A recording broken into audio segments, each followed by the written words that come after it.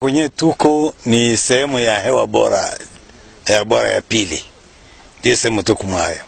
Hii ni makao ya mzee Laurent Desire Kabila. Makao yake ya pili ni hii hapa. Unaona alama ndio hii ya charger ya silaha yake imebaki hapa. Unaona trachet ndio hii. Hii trachet de communication ilikuwa inaingia ndani ya nyumba. Nyumba ilikuwa ndani ya chumba kilikuwa ni hapa. Ilikuwa inateremka hivi kwenda tu mpaka kwenye maji huko. Na hivi ilikuwa inafunikwa yote kwa majani. Anaweza akawe ndani, akitoka hakuna mtu anaweza akamwona. Hapa unaona mavoka ambao alikuwa anapanda sehemu yake ni mjini, nyumba lazima kuwe mimea ya kudumu. Alipanda mimea ya kudumu ndio hii avoka. Alipanda vivyo mimea ya kudumu, mengazi zile ambao mabondo. Ile inatoa vile mafuta. Alikuwa anapenda mafuta ya maribondo sana. Ndio sababu alipanda mimea hiyo. Nyumba hii ilikuwa ya miti. Kama kawaida ya kujenga nyumba za huko kwetu kwa asili, ilichapwa kwenye udongo. Ilichapwa kwenye udongo. Baada ya kuchapa kwenye udongo, ilitiwa bati juu, nadhani bati unaiona pale. Ilikuwa na bati juu. Linjanja, wanasema lugha nyingine. Linjanja ilikuwa hapo juu. Hii ilikuwa makao yake ya kupumzika kwa muda. Familia yake ambao pale Joseph amezaliwa ni hapo juu. Mimi nilikuwa yaya wa watoto. Nilikuwa yaya wa Hippolyte na Erdegonde. Babaka alikuwa akimuita Erdegonde Yurusura, sikujua kama ni lugha gani. Ule Joseph ule, njoo Kabange na njoo Hippolyte. Majina yake yote haya. Mimi nilikaa nao muda wa utoto, hata alikuwa akienda shule hapa juu, nilikuwa niko nao. Hapa ndio kulikuwa shule yenyewe walikuwa wakianzia hako. Maana mama Sifa ndio mzazi wetu alikuwa kufasi yenye kuitwa Kupike. Mimi naitwa Colonel Gomai. Mimi nilikuwa askari mlinzi wa Rais Kabila. Hapa katika vikosi vyake vya ulinzi ya kumwili tulikuwa karibuni watu 5. Ilikuwa Kabinja Deo, Kapa Nestor, Jean de Dieu na mimi Gomanya vile vile. Na Lukonga Abubakari. Tulikuwa watu 5. Sasa hii ilikuwa makao ya mzee ya rasmi. Nafasi za kazi ni hapo nyuma ambao tulikuwa tunaita commission militaire. Ni pale watu wote tulikuwa tukiita tu kapitali ya hewa bora. Ndiko site ya watu raia na nini, vitu vyote ni kule. Hii ilikuwa fasi yake ya kuja kupumzika tu. Kuna mtu mwingine mwenyewe alikuwa anafika hapa hivi. Hakuna. Sisi wazamu tulikuwa pale mbele. Malheureusement, en 30 ans, la forêt vierge a totalement repris ses droits et englouti tous ces sites évoqués par le colonel Gomanya. Mais Ewa Bora méritait bien son nom, qui signifie le bel air en swahili. On y respire en effet un bel air, imprégné de divers parfums de plantes sauvages. À Katupo, il fallait se refaire des forces afin d'amorcer la dernière ligne droite vers la cité de Kilembo, sur l'autre rive de la rivière Nakilizi. Kilembo que les reporters de Devoir de Vérité et leurs guides et accompagnateurs avaient quitté 6 jours plus tôt pour la montée vers Ewa Bora.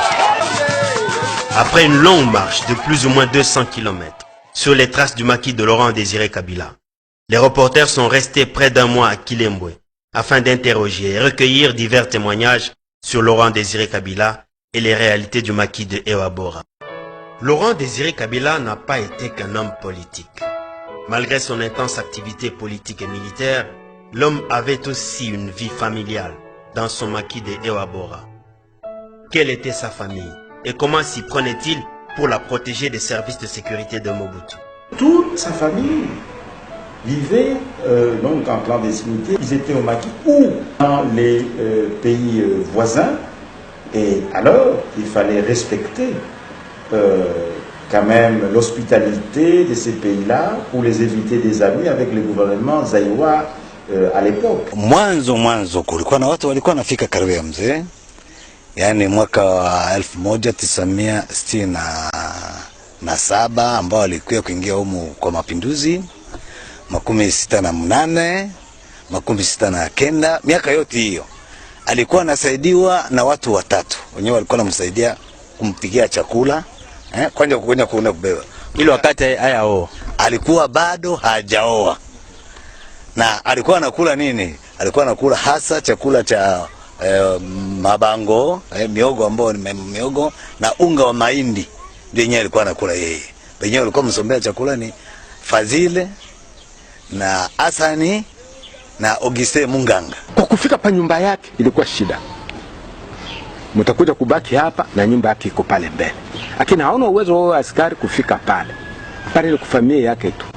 Na ni pale aliishi na watoto wake. Hapana mtu mwingine hata au general kufika pale hakuna. Nadhani hata sura mliona pale Kinshasa, sijui kama mtu nani alijua Kabila iko na familia. Mimi naelewa nyakati hizo mimi nilikuwa askari mlinzi wa kwake. Wa kumwili sana.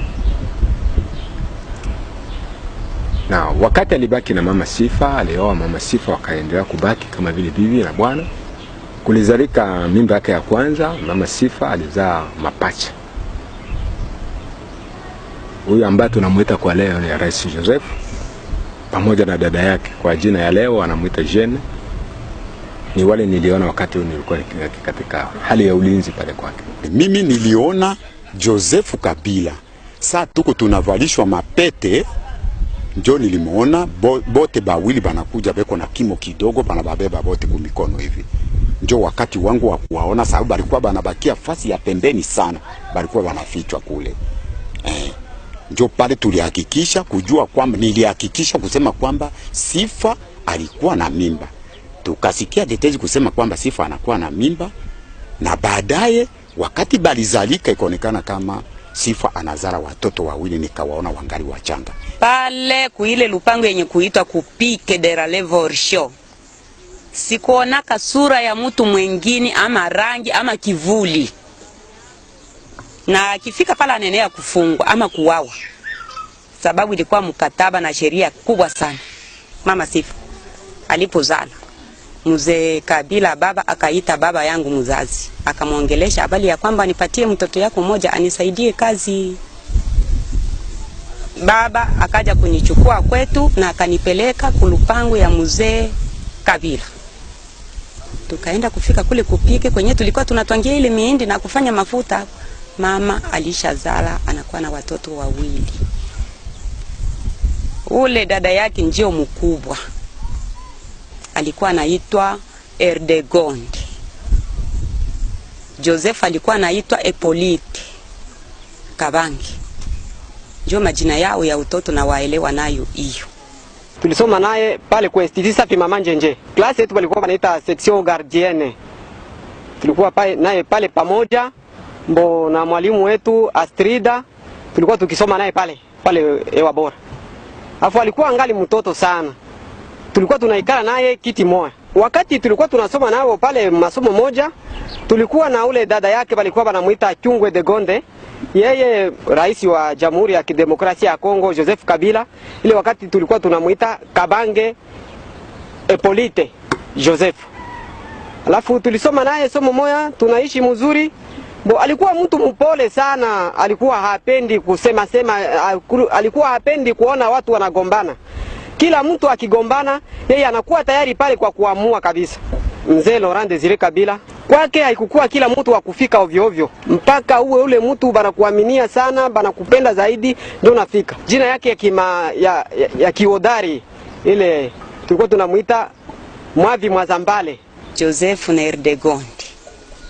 Watoto niliwabeba, ni lazima na wakumbukaka, naweza kujua hivi. Erdegonde alikuwa mkali sana. Ule bawili mkubwa ule alikuwa mkali sana. Joseph alikuwa mtulivu sana.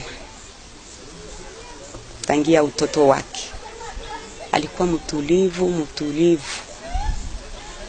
Waachana na mama Sifa, ako na watoto, kuna Erdegonde, Epolite, Mapenzi, Iji.